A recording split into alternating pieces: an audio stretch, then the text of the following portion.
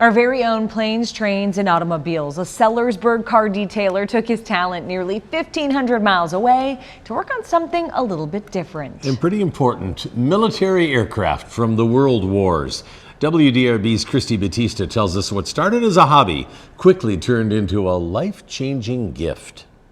Going from this 1977 Ford F-100 Ranger to a World War II aircraft, a local detailer got the trip of a lifetime to work for a New Mexico museum on some pretty historic vehicles.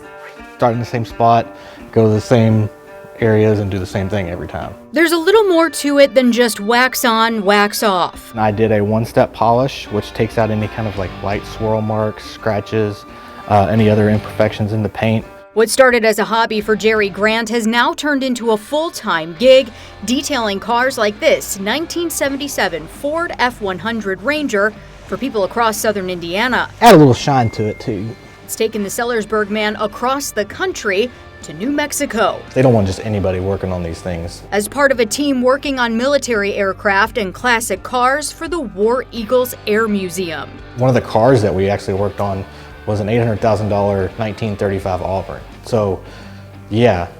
So it was like, it's not just like your $30,000 Toyota Camry that you're working on, and you know, it's pieces of aviation history, and it was a really cool experience. Grant felt the pressure as he worked on aircraft from World War I, World War II, and the Korean War, using the same technique he uses at his shop at home to get them in tip-top shape.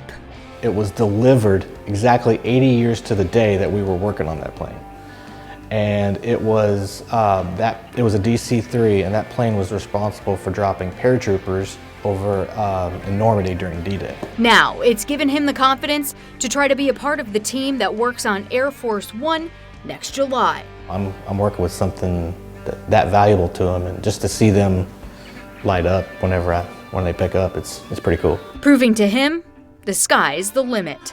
With photojournalist Brian Manuel, Christy Batista, WDRB News. What a cool opportunity. That's history, and yeah, there are very few people that can do it, and he's obviously one of them. If you got an old car, you might want to look him up too. Maybe, huh? yeah. Yeah.